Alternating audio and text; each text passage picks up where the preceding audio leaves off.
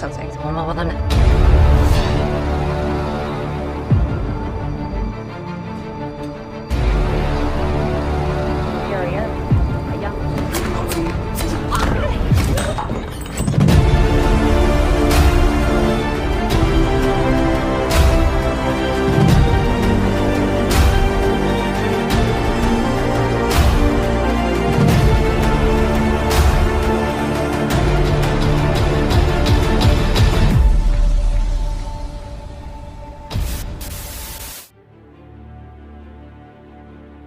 Film ini berdasarkan kisah nyata yang terjadi di New England tahun 1960-an, yang mana waktu itu telah terjadi kasus pembunuhan berantai terhadap 13 orang wanita dan memiliki pola yang unik di dalam menghabisi korban-korbannya.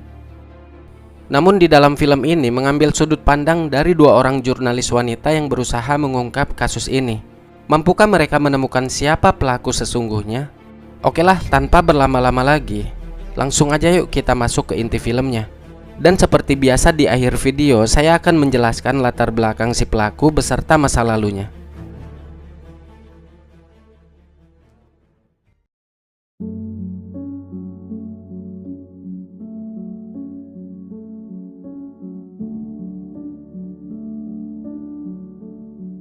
Wanita ini bernama Loretta McLaughlin.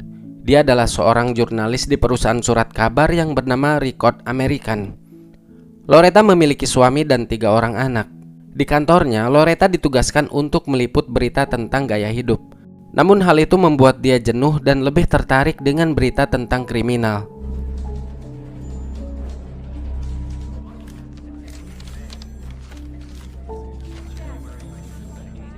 Sepulang bekerja, Loretta mampir ke tempat ibunya. Ibunya berkata sekarang dia telah memasang kunci rantai pintu rumahnya karena sang ibu khawatir. Pasalnya baru-baru ini di surat kabar ada pembunuhan kepada seorang wanita parubaya, yang mana tempat tinggal si korban ini tidak jauh dari tempat tinggal ibunya Loretta. Loretta yang pada dasarnya seorang jurnalis penasaran dong, dan langsung menuju TKP.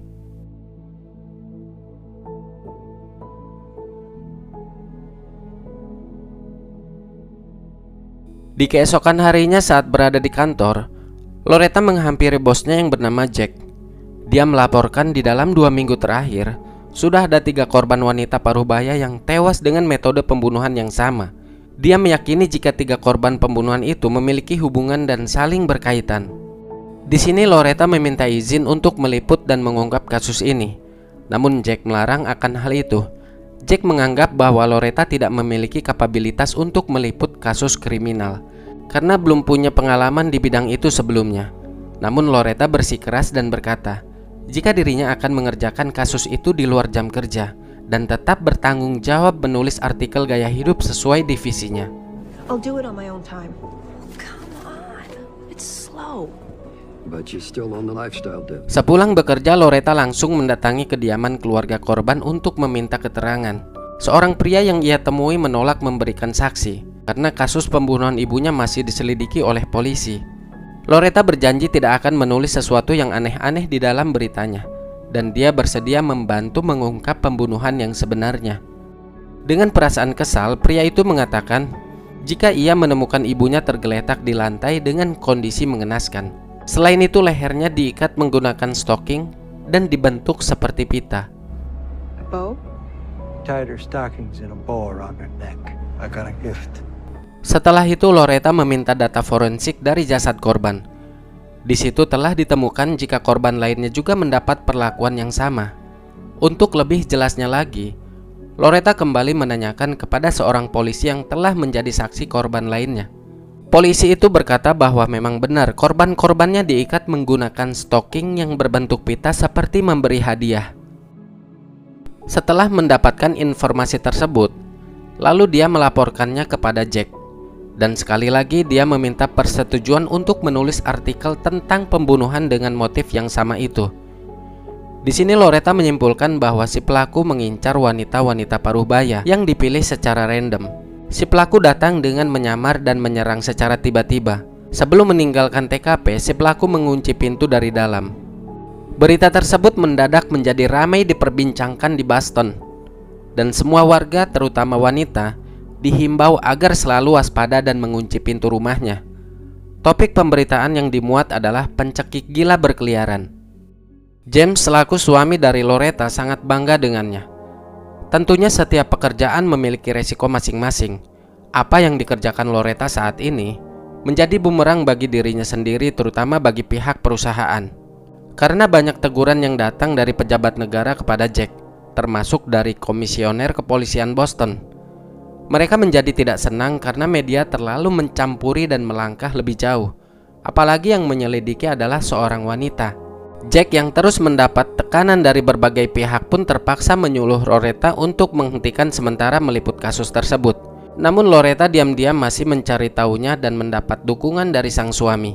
Jack's probably just afraid to rock the boat. It was a great story.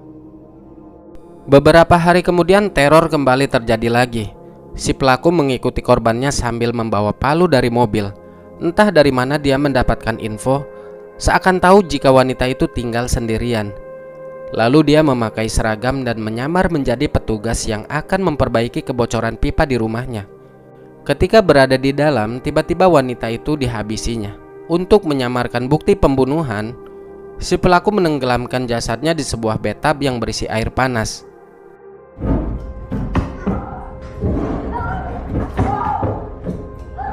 Di keesokan harinya Loretta mendapatkan telepon jika korban keempat kembali ditemukan.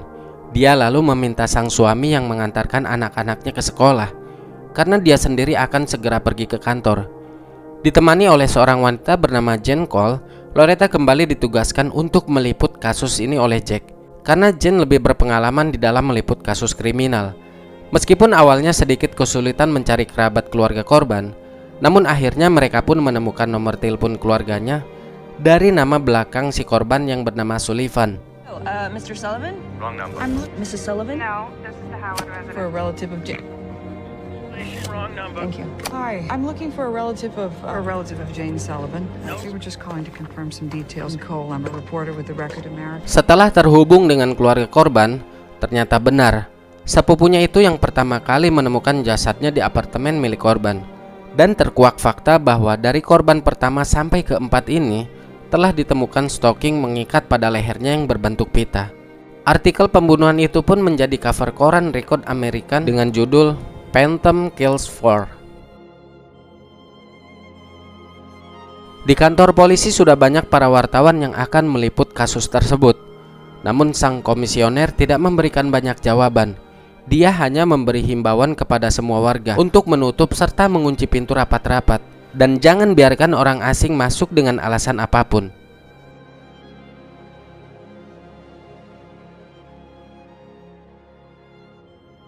Di hari-hari berikutnya terlihat seorang pria yang masuk ke sebuah apartemen dengan menyamar menjadi tukang cat. Dia beralasan pemilik gedung apartemen itu hendak mengecat ulang tembok yang kotor dan rusak, hingga dia harus memeriksa masuk ke dalam kamar. Keesokan harinya mereka digegerkan oleh penemuan jasad wanita. Loretta mendatangi TKP yang sudah ramai polisi, dan ini merupakan korban kelima yang mereka tangani. Kasus ini mulai diselidiki secara mendalam oleh Loretta dan Jane.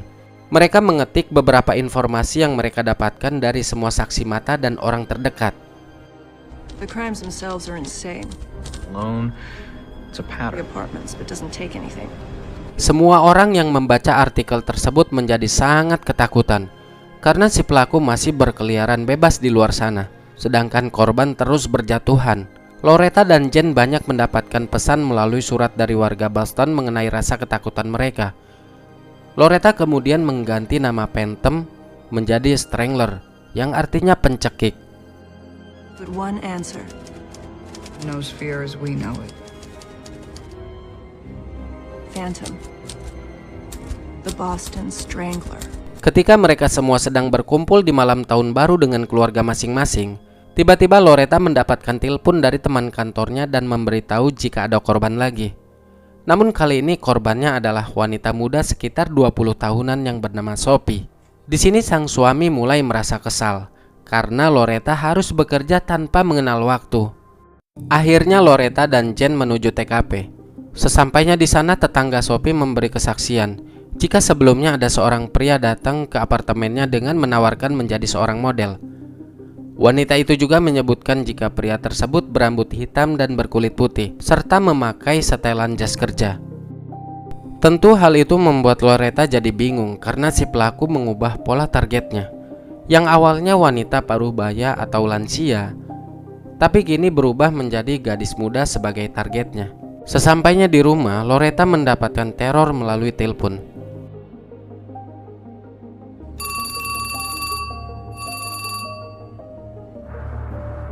Hello.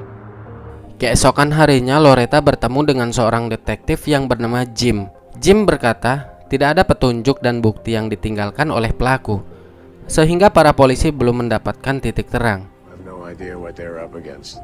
Pada suatu malam, si pelaku kembali melancarkan aksinya. Kali ini dia menyamar menjadi tukang radiator dan masuk ke dalam apartemen seorang wanita muda. Gadis tersebut membuatkan minuman untuk si pelaku. Namun tiba-tiba dari belakang,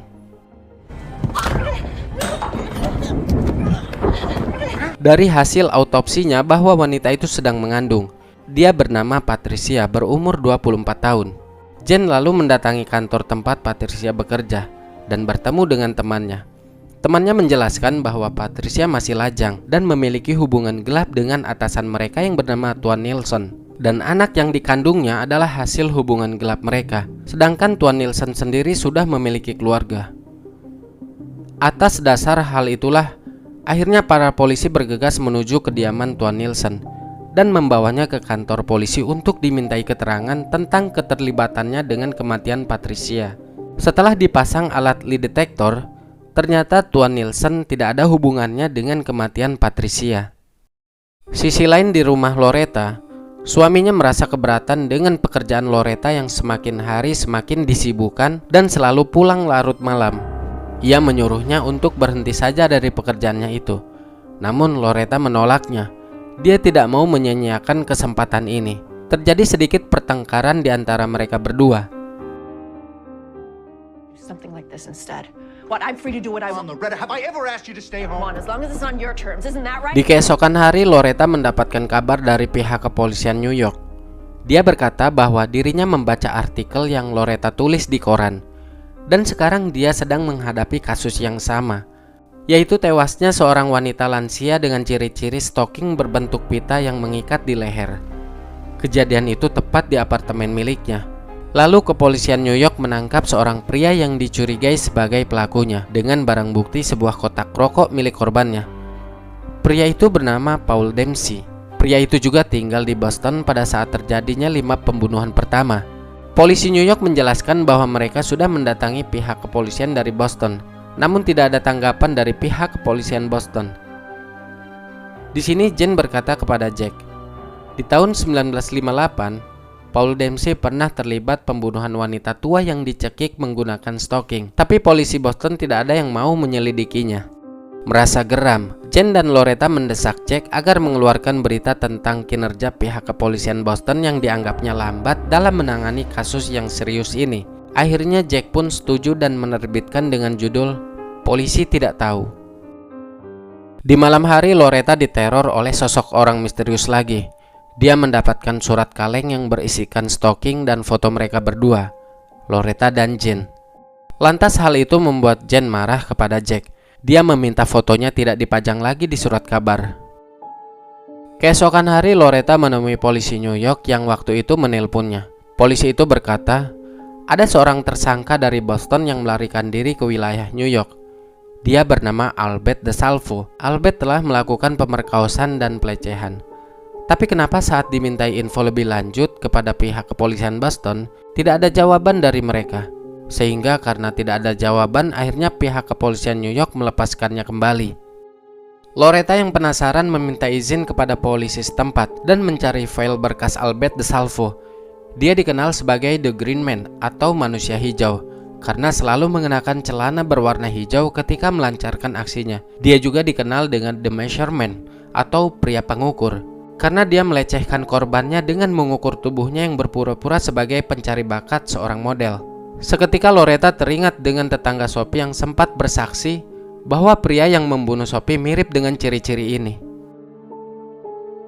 Namun Jen berkata jika Albert tidak bersalah. Dia berada di penjara saat 6 pembunuhan pertama terjadi. What makes you so so sure? Wasn't that lady's a partner, wasn't it? He was in prison for the first 6 murders. Masih penasaran dengan semua ini, Jen dan Loretta mencari BAP milik Robert DeSalvo. Dari sinilah baru ditemukan fakta bahwa Albert mengajukan petisi pembebasan karena kelakuan baiknya. Dia dibebaskan lebih awal, tepat 2 bulan sebelum pembunuhan pertamanya. Mereka udah sedikit mendapat titik terang nih dari kasus ini. Tapi ternyata lagi-lagi dia tidak terbukti bersalah karena saksi mata yang menjadi tetangga Sophie itu menunjuk orang lain. Dia adalah George Nasser. Jadi George Nasser ini seorang pembunuh juga. Dia sendiri dihukum penjara seumur hidup karena membunuh saat melakukan perampokan. Nah, mereka semua dibuat kebingungan karena pada saat itu banyak seorang pembunuh berkeliaran di New England. New England ini adalah negara bagian Amerika yang berada di timur laut. Terdiri dari Connecticut, Maine, Massachusetts, New Hampshire, Rhode Island, dan Vermont. She ID'd someone else. You didn't recognize him? Nasser. Wakil Jaksa Agung diutus untuk mewawancarai Albert DeSalvo dan melakukan sesi rekaman. Dalam wawancara itu, Albert DeSalvo akan mengakui 13 pembunuhan yang telah dilakukannya. Semua korbannya dicekik menggunakan stalking. Wawancara itu berlangsung selama 5 jam. 13 Boston Strangler. Yes. Sang detektif berkata bahwa Jaksa Agung tidak menuntut Albert DeSalvo atas 13 korban pencekikan yang telah dilakukannya. Tapi dia akan dituntut seumur hidup atas pelecehan dan pemerkosaan. Polisi ingin kasus ini segera berakhir. Di sisi lain, Jack juga menyuruh Loretta dan Jen untuk berhenti meliput kasus Boston Strangler. Namun Loretta menolaknya. Dia ingin keadilan ditegakkan. Singkatnya, 1 tahun kemudian seorang detektif wilayah Michigan menemukan jasad wanita muda dengan pola yang sama di kamar apartemennya. Keesokan harinya, sang detektif mengabarkan kejadian ini kepada Loretta karena dia tahu bahwa Loretta pernah menangani kasus yang sama. Bergegas, Loretta berangkat ke Michigan untuk meliput sekaligus mempelajari berkas kasusnya.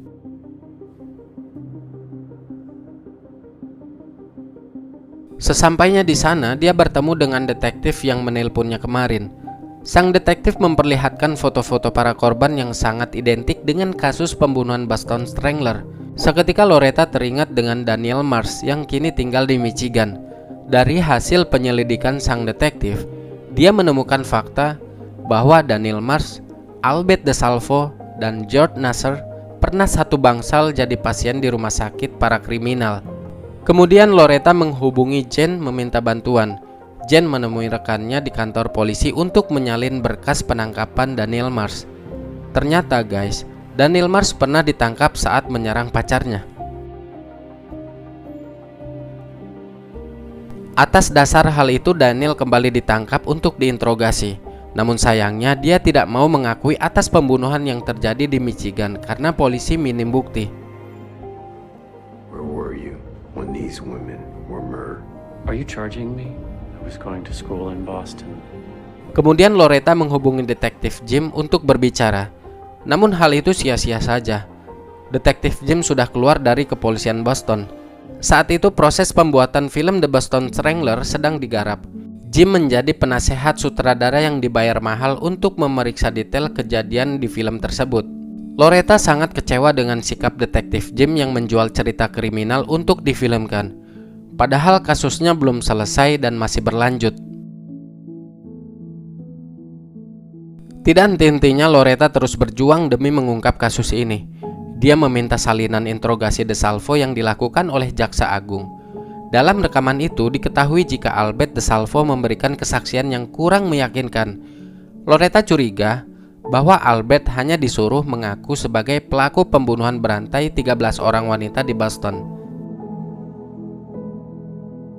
Any lawyer worth a dime would pick this apart. Singkatnya, Albert menghubungi Loretta. Dia menjelaskan bahwa dirinya telah ditipu pengacara yang menjanjikannya sejumlah uang yang banyak jika dia mau mengaku atas pembunuhan 13 orang di Boston, yang mana uang itu akan dia gunakan untuk membiayai keluarganya. Kemudian mereka janjian untuk bertemu di jam berkunjung. Seorang pria misterius berjalan menghampiri Albert dengan membawa sebilah pisau, lalu menusuknya berkali-kali hingga meninggoy.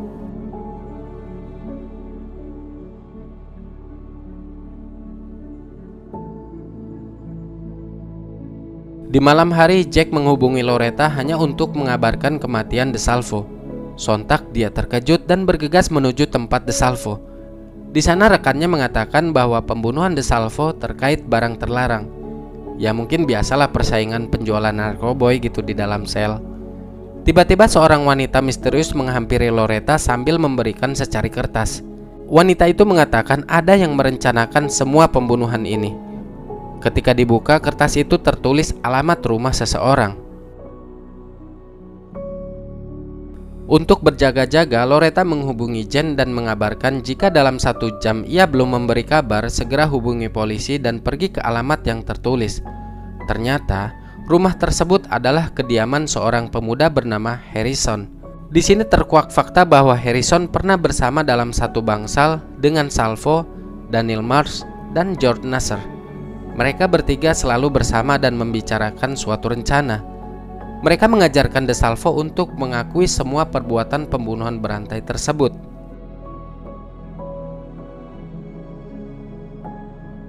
Pengacara yang menjebak Albert adalah pengacaranya George Nasser. Loretta kemudian mendatangi penjara untuk menemui George Nasser.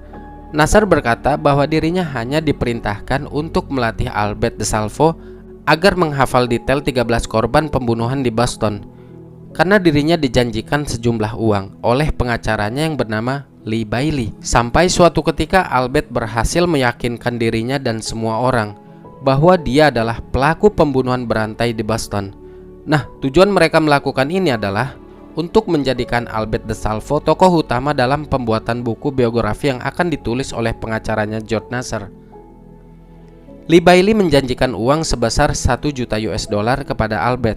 Namun janjinya itu tidak ditepati, dan karena sebuah kesepakatan, pengakuan itu tidak bisa digunakan di pengadilan untuk menuntut Lee Bailey. Meskipun dalam kasus ini pembunuhnya tidak pernah terungkap, namun Loretta dan Jen sudah mendapat jawaban dan kesimpulan pembunuhan berantai di Boston yang semuanya 13 korban, yakni 5 pembunuhan pertama dilakukan oleh Paul Dempsey karena dia memang penyuka wanita lansia. Albert DeSalvo membunuh wanita muda. Pola yang digunakannya adalah dengan meniru pola pembunuhan Paul Dempsey. Loretta juga mempercayai jika Daniel Mars yang telah menghabisi Beverly, yakni mantan pacarnya sendiri. Di sini George Nasser hanya memanfaatkan Albert DeSalvo karena diiming-imingi imbalan uang. Sedangkan para penegak hukum hanya ingin kasus ini segera selesai tanpa memperdulikan kebenarannya. Loretta menulis dan menerbitkan kesimpulannya itu ke dalam sebuah koran yang berjudul Boston Strangler. Dan di akhir film kita diperlihatkan profil asli dari Loretta. Dia mendapat penghargaan sebagai seorang jurnalis pertama kali yang mengungkap kasus di Boston yang sudah lama tidak terpecahkan. Dijelaskan di artikel itu bahwa Loretta dan James, suaminya, akhirnya bercerai. Sedangkan Jane Cole tetap menjadi reporter selama 30 tahun. Ia dan Loretta masih berhubungan baik sampai saat ini.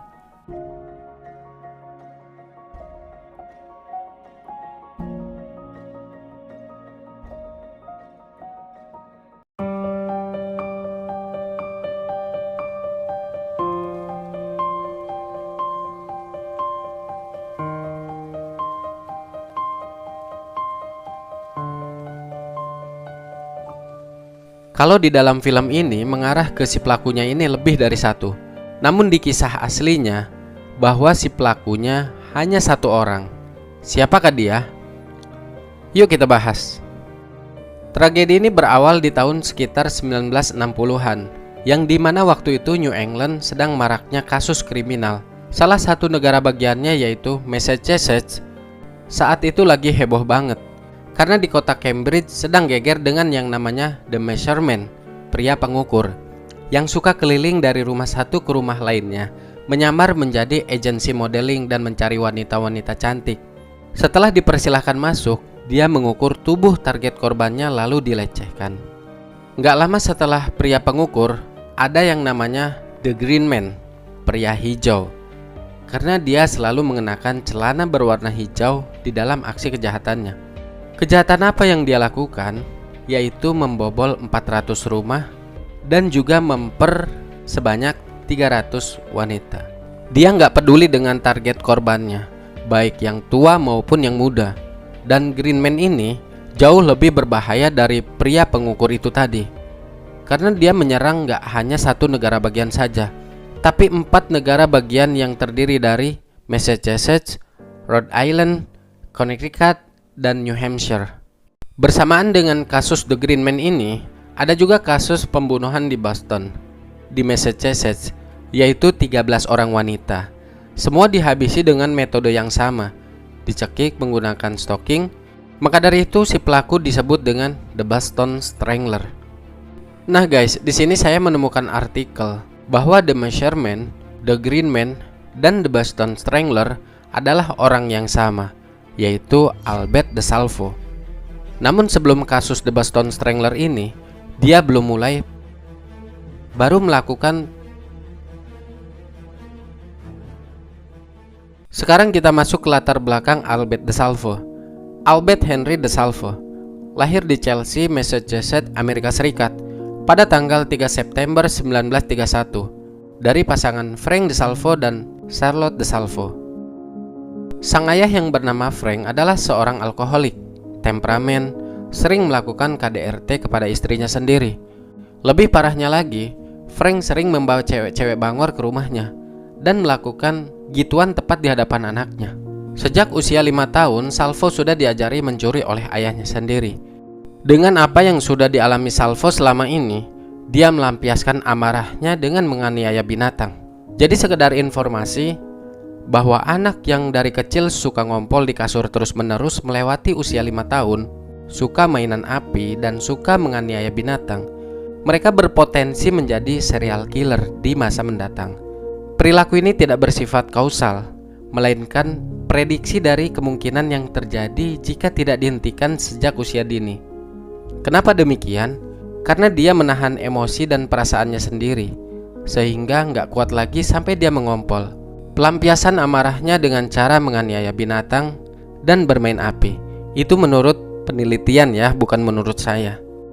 Nah, di tahun 1944, karena Frank sudah keterlaluan dengan mereka, akhirnya Ibu DeSalvo bercerai dengan ayahnya. Keenam anaknya ini dibawa oleh sang ibu. Dia mulai berjuang bekerja keras agar bisa bertahan hidup. Karena sibuk bekerja, ia juga kurang memperhatikan anak-anaknya lagi. Mulai terabaikan, apalagi DeSalvo yang sudah bermasalah sejak kecil. Ditambah kurangnya perhatian dari sang ibu karena sibuk bekerja. Singkatnya, pada tahun 1953 di usianya yang ke-22 tahun, Salvo menikah dengan seorang wanita asal Jerman yang bernama Imgerbeck. Pada tahun 1958, DeSalvo dikaruniai 2 orang anak. Dan tahu sendirilah kalau sudah memiliki anak, pastinya sang istri kelelahan mengurusi anaknya, ngurus rumah, nyuci baju, masak, dan lain-lain. Dengan kegiatan itu aja udah capek. Dan waktu itu Salvo ngajak gituan dengan istrinya, tapi ditolak karena sudah kelelahan. Nah, mulai dari sinilah dia melampiaskan dengan menjadi The Measurement. Aksinya itu tertangkap oleh polisi dan dipenjara 18 bulan. Tapi karena kelakuan baik, dia dibebaskan setelah menjalani hukuman 11 bulan. Setelah bebas, sang istri masih menerima Salvo, tapi tidak mau berhubungan gituan lagi. Nah, dari situlah dia berulah kembali dengan menjadi The Green Man. Target korbannya adalah perempuan-perempuan lajang atau yang tinggal sendirian. Singkatnya, waktu itu dia sudah membobol 400 rumah dan 300 perempuan, tapi tidak menghabisinya. Pada tanggal 14 Juni 1962, Albert DeSalvo mulai melakukan pembunuhan pertamanya pada seorang wanita paruh baya berusia 55 tahun. Dia bernama Anna Slasher di apartemen miliknya di Boston. Berselang 2 minggu, tepatnya 28 Juni 1962, ia kembali beraksi kepada seorang lansia bernama Mary Mullen yang berumur 85 tahun. Namun korbannya meninggoy sebelum diapa-apakan oleh Albert karena serangan jantung. 2 hari kemudian, tepatnya 30 Juni 1962, dia beraksi lagi kepada lansia berumur 68 tahun bernama Nina Nichols. Ia dilecehkan dan dicekik pakai stocking. Masih di hari yang sama, dia menghabisi lansia berumur 65 tahun bernama Helen Black. 19 Agustus 1962, dia menghabisi Aide Erga berusia 75 tahun. Kemudian yang keenam, pada tanggal 21 Agustus 1962, dia menghabisi Jane Sullivan berusia 67 tahun. Semua itu masih menggunakan pola yang sama, menggunakan stalking. Kejadian ini berturut-turut, para polisi geger untuk mencari siapa pelakunya. Akhirnya DeSalvo istirahat dulu selama 3 bulan. Setelah itu lanjut lagi pada tanggal 5 Desember 1962. Dia menghabisi seorang wanita berusia 20 tahun yang bernama Sophie Clark. Pada 31 Desember 1962, ia menghabisi seorang wanita yang bernama Patricia, berumur 23 tahun. Keadaan Patricia waktu itu sedang dalam keadaan hamil.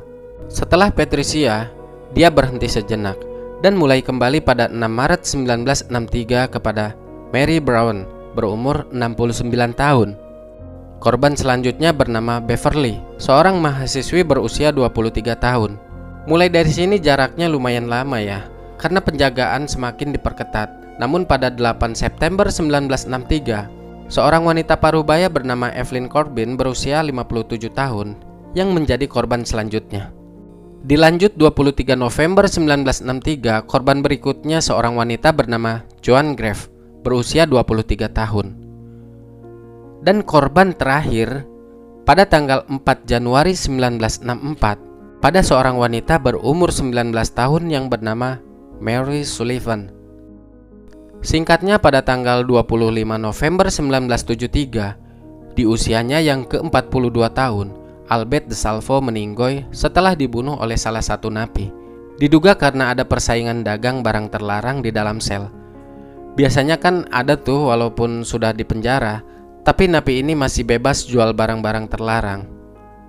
Pada tahun 2013 lalu, DNA dari keponakan DeSalvo menunjukkan 99,99% kecocokan keluarga dengan DNA yang ditemukan pada korban terakhir Boston Strangler, yaitu Mary Sullivan, yang membuat pihak berwenang menyimpulkan bahwa DeSalvo kemungkinan besar juga bertanggung jawab atas 12 korban lainnya.